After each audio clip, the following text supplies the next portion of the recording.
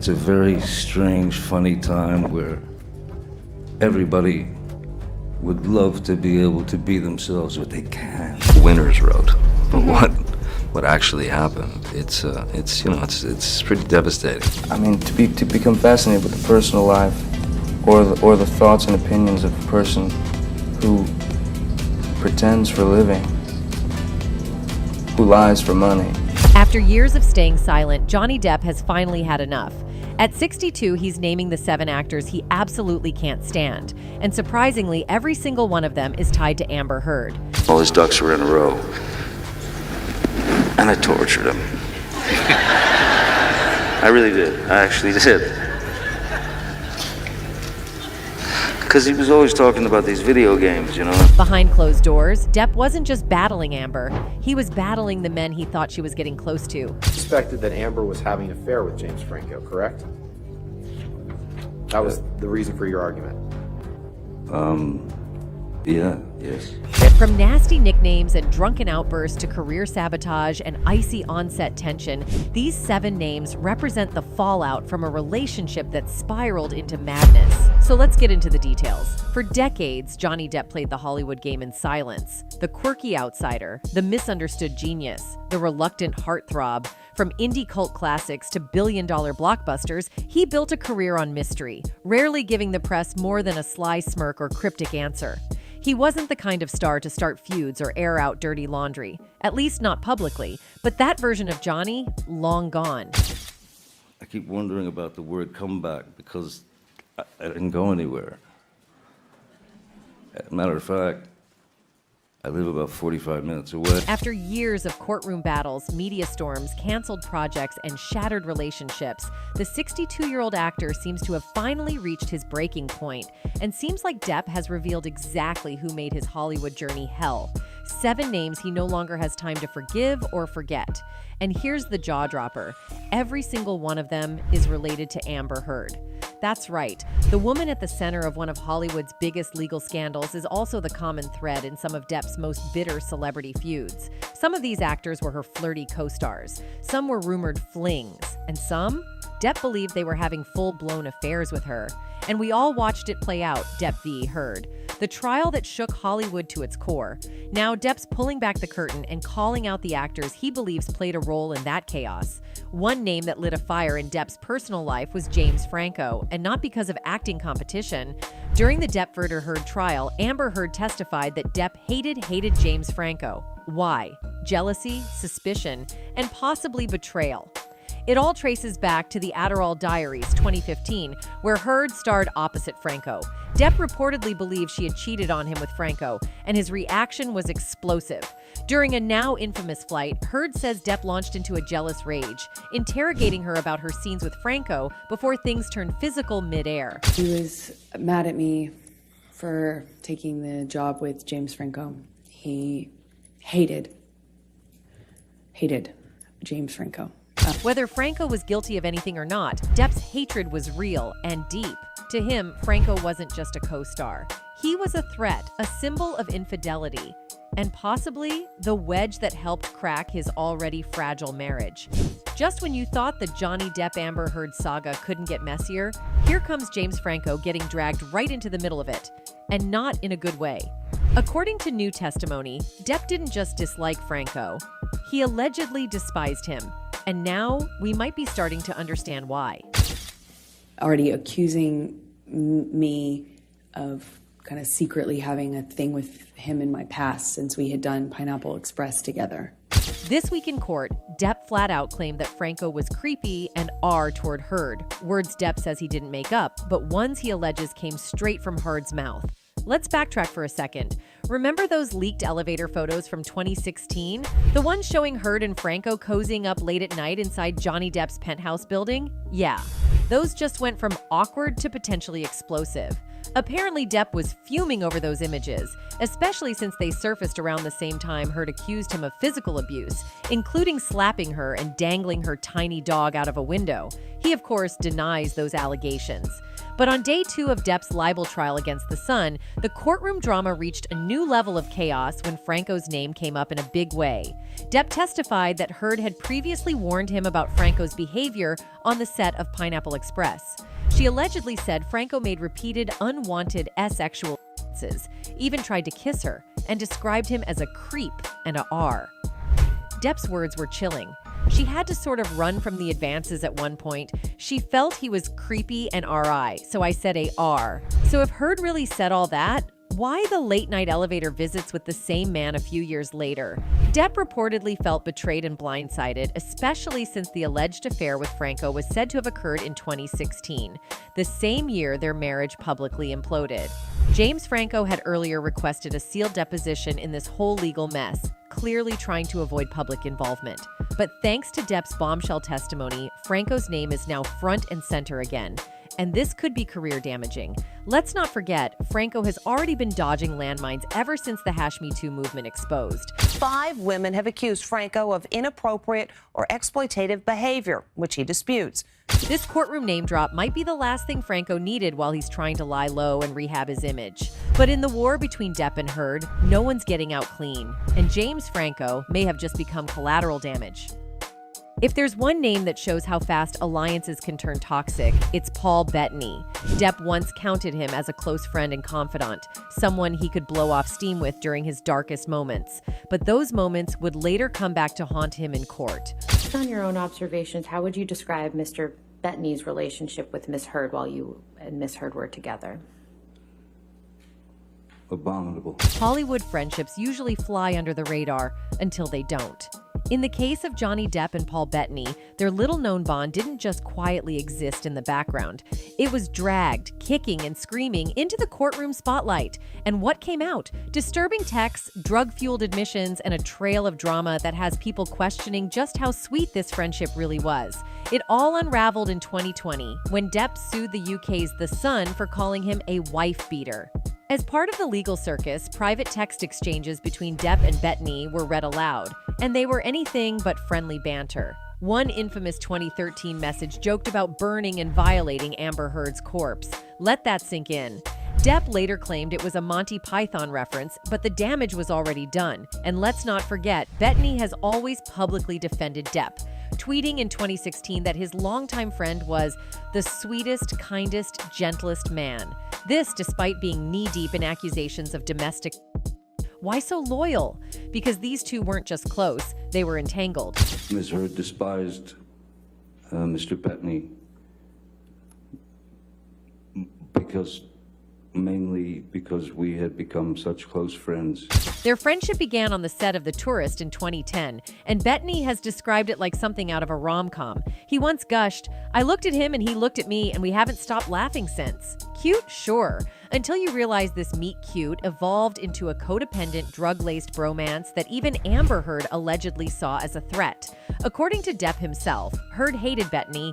Why? Because he was a showstopper. Someone who could steal Depp's attention, affection, and maybe even loyalty. Depp claimed Heard would explode with jealousy whenever Bettany was around, once even allegedly demeaning Bettany's stepson to the point of tears. That's not just petty.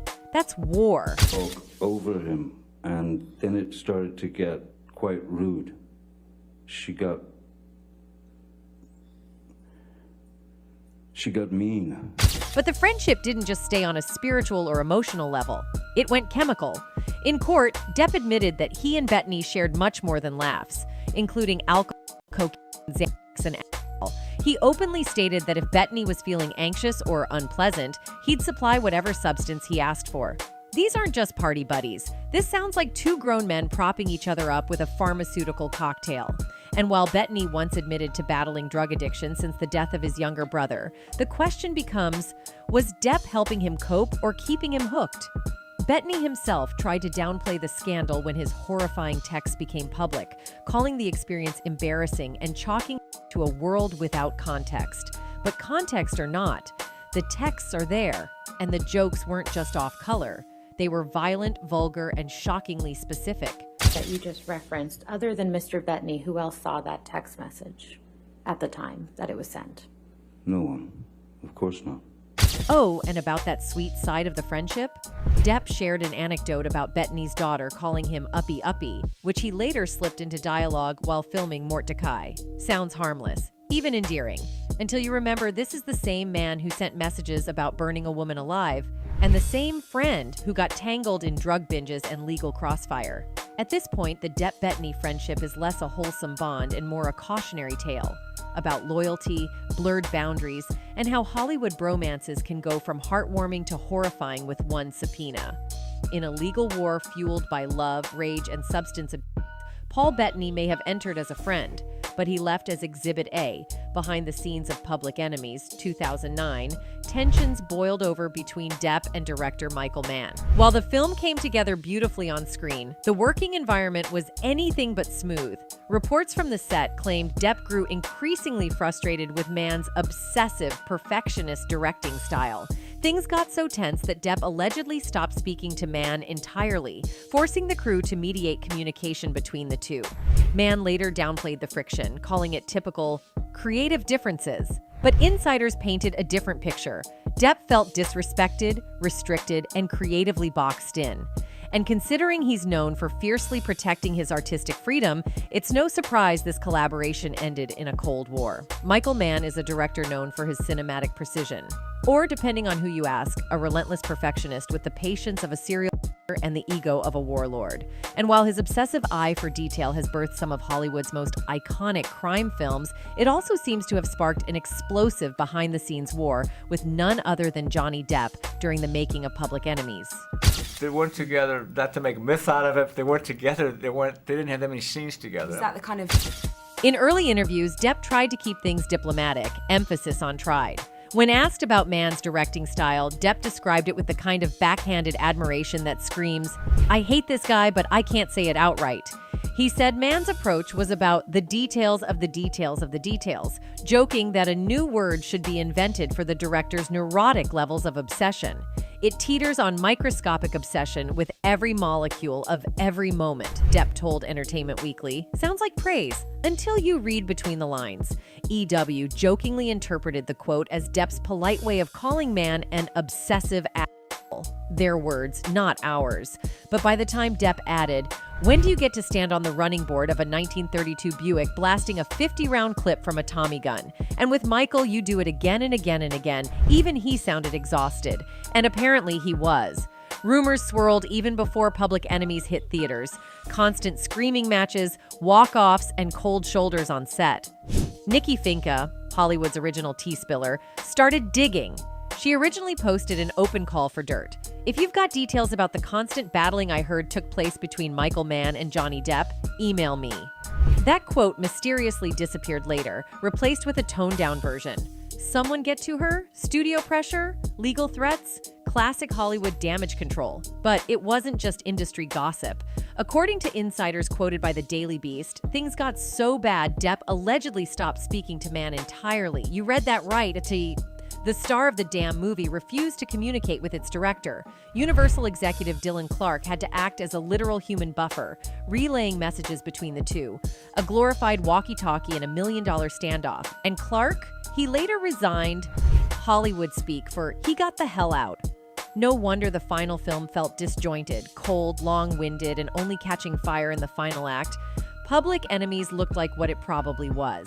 A film made under siege conditions. What's truly wild? No one involved has ever officially commented on the fallout. The radio silence from Depp, Mann, and Universal practically screams, there's way more to this story. And knowing how Mann operates, from the 70-plus takes for one line of dialogue to his refusal to budge on any creative decision, it's easy to imagine why Depp, no stranger to chaotic sets himself, finally hit his breaking point. It's not like this kind of thing is rare for Mann either. From Heat to Miami Vice, stories of his obsessive demands, on-set chaos, and friction with actors are practically folklore. But this time, the actor in question wasn't some no-name rookie. It was Johnny freaking Depp at the peak of his power, and even he couldn't survive Mann's directorial battlefield without scars. I mean, they had that one scene together, which was very brief.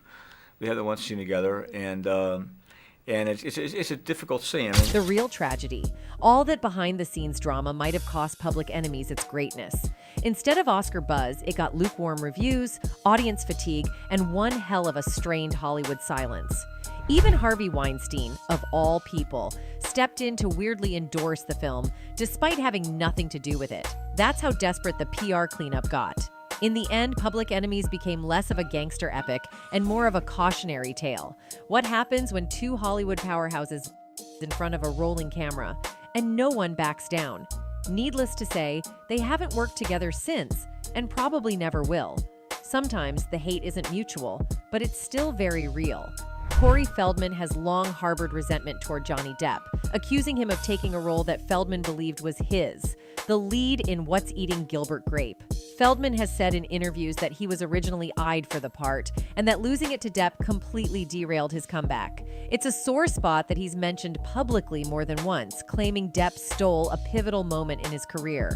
Tell me some movies that you could have done, should have done, didn't do. Okay, so I think the worst one, if we're gonna go right to the heart of the matter, and this is probably gonna piss off some people, but you know, hey, sometimes you gotta do it. In a story that sounds like it was ripped straight from a Hollywood revenge script, former child star Corey Feldman just dropped a bombshell, and the target is none other than Johnny Depp. During a raw and emotional appearance on the Magnificent Others podcast, Feldman revealed that he was originally cast as Arnie Grape, the mentally disabled teenager in the 1993 drama What's Eating Gilbert Grape, a role that catapulted Leonardo DiCaprio to stardom and earned him his first Oscar nomination. But according to Feldman, that breakout moment was stolen from him by Depp himself. And just like that, Feldman claims he was erased from the project. But here's where it gets personal and deeply painful. Feldman insists he was sober at the time.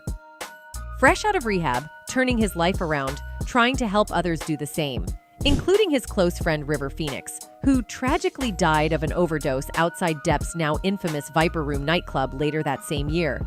And who could blame him? Watching Leonardo DiCaprio take the world by storm in a role Feldman believes was rightfully his would be enough to sour anyone. Had I not been pushed out and done that role, who knows what would have happened from that point forward, he reflected, but you don't hang on those. You get past them. Still, there's no doubt the bitterness lingers. This was the first time Feldman had ever shared this story publicly, and he knew it would make waves. And Feldman isn't just talking about career politics. He's talking about the Hollywood machine that chews kids up and spits them out, a machine he spent decades trying to expose. While Depp went on to lead blockbuster franchises, win fan devotion, and command headlines, Feldman's life veered in a darker direction, one marred by trauma, addiction, and systemic silence. In his memoir, Choreography, and numerous interviews, Feldman has repeatedly claimed that he and his late best friend Corey Haim were victims of a Hollywood pedophile ring, one that operated in plain sight, protected by power, and ignored by authorities. He's described the abuse as a sick, open secret in the industry, alleging that some of the same people who knew about it also worked overtime to keep the truth hidden. In 2017, amid the rise of #MeToo, Feldman tried once again to break through the noise, launching a crowd-funded campaign to finance a documentary that would expose the he says still walk free in Hollywood. And yet, despite his persistence, he's often been dismissed, mocked, or flat out ignored. Meanwhile, the men who allegedly derailed his career and enabled abuse continue to thrive. This one hurts the most. For years, Johnny Depp and Tim Burton were inseparable, an artistic dream team responsible for some of the most iconic films of the early 2000s. Edward Scissorhands, Sleepy Hollow, Corpse Bride, Sweeney Todd, their twisted, whimsical brand was unmistakable. But after 2012's Dark Shadows, the partnership vanished. No projects, no interviews, no public support. The Right Thing was around, sure. I mean, I have no, like I said, I don't really have any, like I said, I'm going to work with my ex-wife or my friends or this. Fans have speculated for years. Did Burton distance himself after Depp's legal troubles? Did creative differences split them apart? Or did personal drama finally catch up to their professional magic? Whatever the reason, insiders say things got cold between the two. Cold enough to be noticed. For longtime fans, their separation is more than a breakup. It's the end of an era. You know things are bad when your jealousy gets its own nickname. In court, Amber Heard revealed that Depp frequently accused her of cheating with co-stars, and Leonardo DiCaprio was a frequent target. Depp reportedly referred to him as Pumpkinhead, mocking his appearance and accusing Heard of sleeping with him after an audition. Liam Hemsworth wasn't spared either. Depp's paranoia ran so deep that Heard said he would interrogate her about every male she worked with, implying affairs and infidelity. These accusations weren't just private arguments. They fueled public feuds, shaped the narrative around their relationship, and became key elements in the court of public opinion. And while DiCaprio and Hemsworth have never publicly addressed Depp's accusations, they became unwilling symbols of his spiraling mistrust and landed squarely on the list of names he couldn't stand. Of course, the most toxic feud of all was the one that nearly destroyed both their lives. Depp and Amber Heard's relationship didn't just end, it imploded, becoming a full-blown Hollywood scandal that dragged fans, courts, studios, and media outlets into the chaos. The accusations on both sides were explosive: physical, verbal torment, manipulation, recordings, lawsuits, countersuits, career sabotage. The trials, first in the UK, then in the US, exposed the darkest sides of their marriage, leaving the public unsure who to believe. Just stood there staring at the stupid light. Depp Amber wasn't just a failed relationship. She became the face of betrayal, loss, and destruction. The woman he says cost him his reputation, his career, and years of peace. Even after court victories and attempted comebacks, her shadow still looms over his narrative. If there's one person Depp truly can't forgive, it's her. Johnny Depp spent decades hiding behind quirky characters and cryptic smiles, avoiding controversy whenever possible. But after everything he's been through, the lawsuits, betrayals, and career freefall, he's finally speaking his truth. These 7 names aren't just grudges. They're the scars of a man who trusted the wrong people, lost control of his narrative, and nearly lost himself.